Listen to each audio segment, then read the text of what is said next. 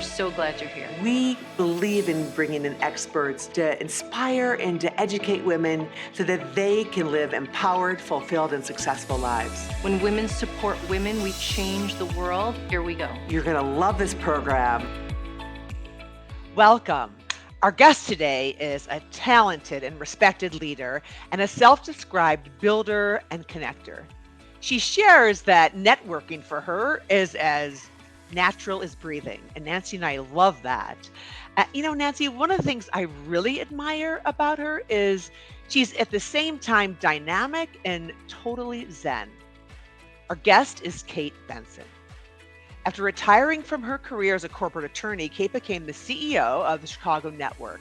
And under her leadership, she elevated the importance of achieving greater gender and racial equity across all levels of management and in the boardrooms. And she also built an initiative to help create our next generation of leaders. Welcome, Kate. It's so great to have you with us today. I'm delighted to be here. Thank you so much for having me. Absolutely. Our pleasure. Nancy and I are really looking forward to this conversation. I know now you've really turned your attention to your board work, and I know you've already had significant experience chairing boards in various committees and really contributing in so many meaningful ways, and that you're especially passionate about governance. And actually, Kate, that's a shared passion for us and our organization. That's Um, terrific. Absolutely. It makes a big difference, doesn't it? It absolutely does. So let's talk a little bit about your experiences that have really shaped you and your journey in designing this living your brilliant life. So I recognized pretty early in life, actually when I was in the sixth grade, that you have to recognize when doors are opening for you. Mm. We moved from a very working class neighborhood in Chicago to Westchester County, New York. And I had never met a business person, a wealthy person, a Jewish person in my life. And I felt like someone was just shaking me hard and I was waking up and seeing the world for the first time. So I Wow. realized that this was a phenomenal place to be. Doors also opened, and I recognized that. That got me to the University of Chicago. That got me working for a spectacular couple that became almost my second parents. And just throughout my life, you just have to be open and receptive and recognize when that door is opening and walk right through it. Yeah, It's I love interesting. it. I noticed that you've taken quite a few leaps of faith or leaps throughout your career. Can you share with us a little bit about, where you have found your courage, but both in the past and today? How do you find your courage? Well, I was a partner at a very lovely law firm for many years, and it was intellectually satisfying, but it wasn't really bringing a lot of joy. Mhm. And so, the first really big risk I guess I took was to step off and retire from the law and give up my clients and really take a little bit of time out to really sort through what I wanted to do next. I knew and wrote to all my partners that I was heading in a not for profit direction, but frankly, I didn't even know what that meant. One of the wonderful things that happened was I was slated to become president of the Chicago Finance Exchange the next year. So I had something really interesting to walk into, and we were able to do, strategic planning and wonderful things that, provided very strong foundation for the organization. And the next leap was really the University of Chicago approached me to lead their women's board, which is not a party throwing group. It raises serious money for the university's intellectual and social and community priorities. And that was an opportunity for me to see whether I could lead volunteers. So when you're a deal partner at a law firm, everybody basically has to do what you say. But if you're leading a group of volunteers, no one has to do what you say. So could I get everybody on board? And that role, which lasted 3 years, turned out to be one of the most influential in development of my leadership skills and skills around fundraising, grant making, communication, strategy, just about everything. It was an organization with which there was nothing wrong, but it could be so much more. So that gave me a chance to really learn that I'm a builder as well as a connector. And then after my term was up, I went to go look for a job, and I ran into a brick wall. I thought I would love to go work very high up at a cultural institution like a museum, since that's a passion for me. And I met with some wonderful and gracious, university presidents, but I realized that the people who had those jobs were going to never give them up until they were buried. So that was not a possibility, but I was given an opportunity to take another leap and pivot in a different direction and lead the strategy practice for a small lobbying firm which served the nonprofit sector. And that was great because it allowed me to get a kind of a bird's eye view into several different nonprofits and different types of organizations and learn what I wanted as well as what I didn't Mm. want. And I realized what I didn't want was an organization that was reliant on government funding. And so that was another important clarifying role. And plus, I got a chance to really, continue to hone my strategy skills.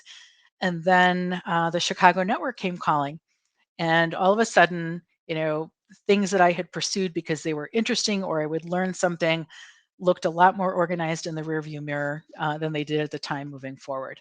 But my principle has always been there has to be joy in what you do. Mm. And each role I took brought a particular kind of joy. That's so true. Nancy and I talk a lot about the importance of getting connected to your purpose in the work that you do. Yeah, we find that some women feel like, well, I'll do that later, when Yeah. I have more time. And you adapted that attitude so early on. Well, none of us knows how much time we have on the earth. Hmm. And, it's people who work and work and work and work, and then they're going to travel and then they have a heart attack and die. And so none of that ever happens. So I Yeah. think it's really seize the day. Yeah. Carpe diem. Absolutely. Yeah, I, and I was just going to say, I mean, Barbara and I also talk a lot about, the fact that this is where we spend, 75% of our time, and a third of our life is, working, if not more. And if you can't find joy in that what you're doing, um, good opportunity to step back and kind of reflect on that. Yeah. And I've been very fortunate to be able to do that. yeah, well, you had courage to do it. Right. A lot of people talk about it, but you did it. And I know what really we're so interested in talking a little more about, because it's so aligned with our women's forum and our mission of our forum to help women live more empowered lives and fulfilled lives, personally, professionally, and financially. You're being celebrated by Chicago Innovation as one of our innovative leaders here in Chicago, specifically for actively empowering women really around you to being a champion of diversity and inclusion in the workplace. Now, that's awesome. And kudos to you for that. So Thank you. congratulations. Thank you. I'm very honored to be among the initial cohort for this recognition. Yeah, it's really fabulous. But you deserve to be, because Mhm. you were an early pioneer in this whole concept of creating a women's community. Now there's a lot of them. Your commitment to moving to the Chicago network and building out that dynamic program was really before it was vogue or something that a lot of people did. Now, Nancy and I were inspired because when we were earlier in our career, it was a very male dominated industry in the financial services industry. Elbows out, there weren't a lot of seats at the table for women, and we needed more seats at the table. And I feel like you recognized that really early on. And where did that and maybe you can tell us if that was the case, or where that passion or commitment and vision came from? Well, that really came from, when I joined the network, I spent the first year really going on a listening tour and talking to our members, particularly women of color. And they said, up until now, the network has been very inward facing, and you have all these terrific members. So it's really time to get out there and empower women to lead. And that led to several initiatives, one for college women at less resourced universities. And I remember going to visit Mary Dillon to talk to her about what we were doing. And she just looked at me and she said, "You better make this for U of I women, not U of C women." And I really took that heart and took it back to the board. We also Mm. started a leadership conference. We started a virtual mentoring program so that women, wherever they are, can get advice from a Chicago network member, and several other initiatives. But it really transformed the network. It gave us relevance and meaning, and our members were all too happy to dig in. I love that. And I loved you gave us a metaphor when we were having a conversation that you're a serial mentor and you look at that as charms on a charm bracelet. Yeah, I mean, once I have a mentorship relationship with someone, they never really go far away. Now, some of them I might hear from at the holidays, but some of them are still in regular contact. And I was just really honored. One of my first mentees, and that was through the Executives Club, just took me to lunch to really celebrate her success and just really reflect on our relationship and just to see where she is now. She's blossomed and grown. She's up for a big promotion, and it's just so wonderful. So I'd say take as many mentees over the years as you can handle and keep them close. I mean, I just think about, the word fulfillment. And certainly it sounds like all of those relationships have really brought you such joy and fulfillment. And you think about, the impact that you've had on their lives. I certainly know some of the mentors that I've had in the past who've changed the trajectory of my life that I will never forget. So, but I also, on the flip side, think about, that you must have also faced some challenges in living, this brilliant and just remarkable career. Can you share with us some of the challenges that you faced and how you overcame them? Sure. It takes a while to become a good mentor. Hmm. I can take a look at mentoring relationships of, 10, 15 years ago, and I wasn't that good a listener, you know? And so it's really slowing down and listening. I also learned to develop a sense of curiosity about other people.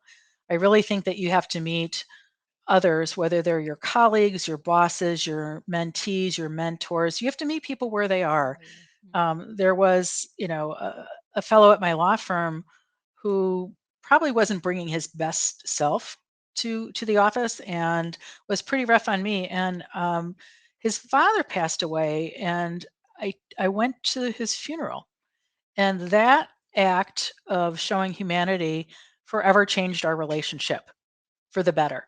And so, and especially, when running the network, I would talk to my staff and say, okay, someone may not have brought her best self today, but try to understand what's going on in her life so that you can be supportive of her. And Right. it's just, it's kindness, empathy, and curiosity. Um, there was a period at the network. I had a, a, I get a new board chair every year, and this board chair was an entrepreneur, and I'd never had an entrepreneur before. And she's great; she's a dear friend. But at that point, I got a coach, and I really needed a coach, and that was a transformative experience for me. And so I would say to women everywhere, wherever you are in your career, it's really good to have a coach. And, Hmm. if your company doesn't have the resources, consider putting together a personal board of directors who will help you, give you advice, and let you know when you're on track and when you're not on track.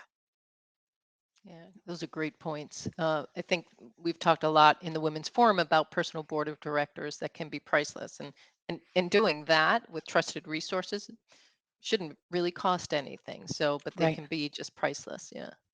Yeah, we actually have a recording from a program. We did it specifically on the importance of and how to create your own personal board of directors. Oh, So, that's great. yeah, Mhm. we totally believe in that, as well as how to get on a paid board. So, we're all about helping to elevate women more to be in that leadership mode, right? And isn't Um, that what's so great about women?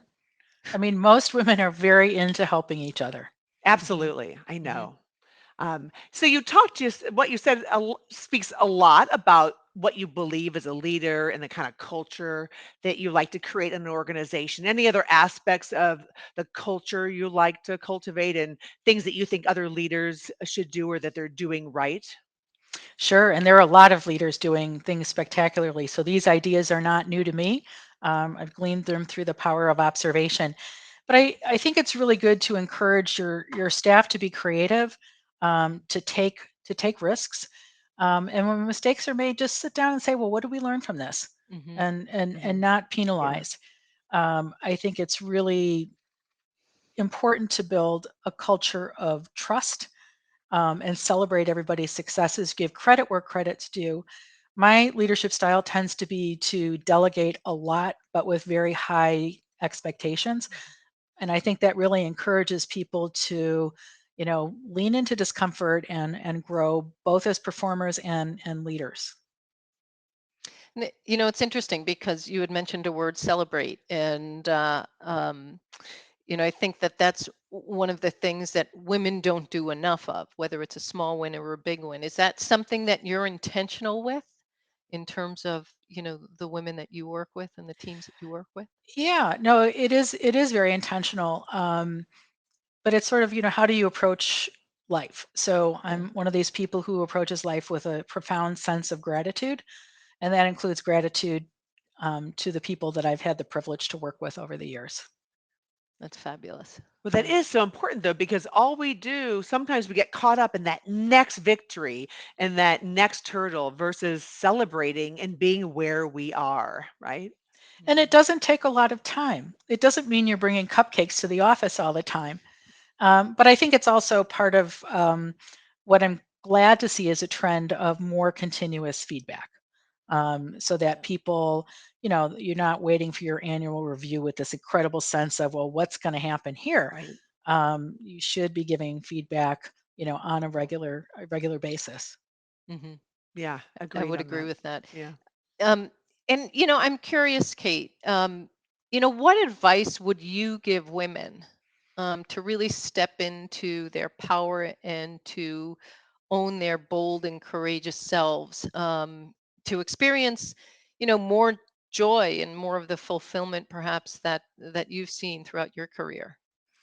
Um, you know, Everybody has crises of confidence, and I've certainly had them. But one of the things that I found that is most helpful is ask a really good friend to describe you and what you bring to the table, and just take that in. And that I find gives you the confidence to be courageous. It doesn't mean you're rash or reckless, because you have to do everything with a plan, but hearing that affirmation and how people see you, perhaps in ways you don't even see yourself, Right. can be incredibly confidence and courage boosting. Gosh, I so love that you said that. I think there's been times in my life where I felt I was coming across a certain way, and when I asked for that feedback, there was a gap in how I was behaving and how people were perceiving, and I realized there was a disconnect for me in terms of not living in a way aligned with my values, and I needed to elevate and move closer to my beliefs versus how I felt I needed to show up. I think that's a really important point. Um, but also, have your friends categorize your assets, not your physical assets, but the emotional aspects and the characteristics that define you that you bring to the table. And that often helps with clarity, as well as the useful feedback that we've all gotten when people are kind enough to be straightforward. Hmm. Hmm. Hmm. Yeah, I would totally agree with you. And I think that all of these aspects of your being a serial mentor and a connector and a builder have been things that have brought joy to your life. Are there other aspects outside of your professional life that brings you joy? Like, how do you decompress? How do you practice self care? What types S- of joy do you find fulfilling there? I would say family and friends first and foremost. Music, art. I'm a lifelong learner, Mhm. and I love to be outdoors. So I love to golf. I'm a terrible golfer. All my friends will tell you that. Um, but those are the things that really allow me joy and a chance to really recharge. That's That's great. great. Well, you're in a great city for that. Chicago is awesome for all of those Yes, things, it is. right? I Yeah. love Chicago. And then Michigan to get away to there, right? Yes, which is where I Yeah. am now. Oh, great. Um, Kate, you've made some such intentional choices throughout your life. How has that shown up in your financial life? That's something that Nancy and I are Mhm. really passionate about with women and making sure that we have conversations with women about money and what they're doing, what's working for them, and where their challenges are. Yeah. So I am lucky in the sense that I really started saving for retirement early and maxed out as soon as I could. So I think having a solid financial plan and having an advisor who is your partner in forming and executing this plan are absolutely critical. You are never too young to start saving for retirement or to have an advisor to help you meet your goals. Now I'm pursuing a portfolio life. So that will include board service, both nonprofit and hopefully paying, as well as maintaining those all important relationships with family and friends and travel, and some direct service giving back. So there is a town in Michigan called Benton Harbor that has a flint problem in terms of its water quality, and so Mm. I will on occasion go and distribute water, and it's really good to be or pack boxes of food for people who are food insecure. And I think that that direct service is incredibly fulfilling and also humbling, and makes you realize how lucky you are.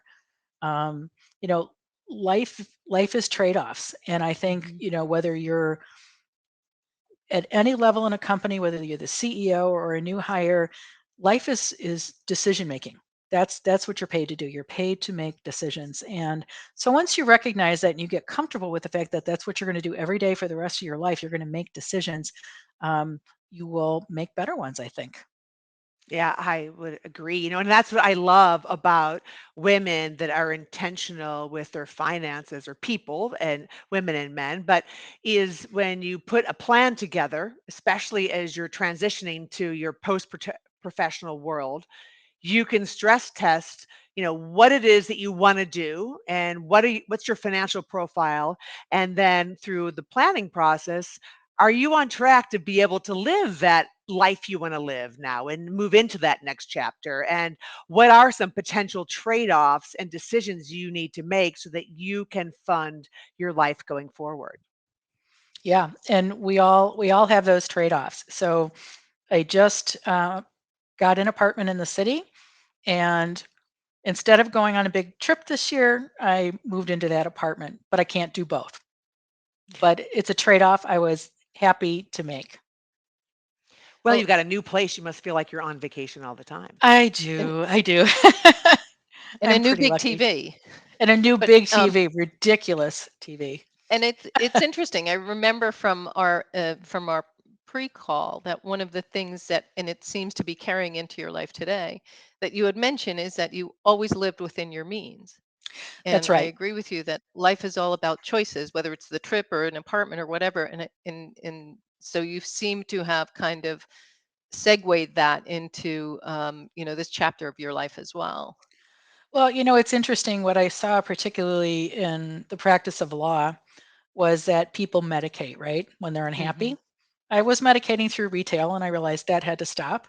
But people were medicating through purchasing ridiculously expensive cars, big homes, home renovations.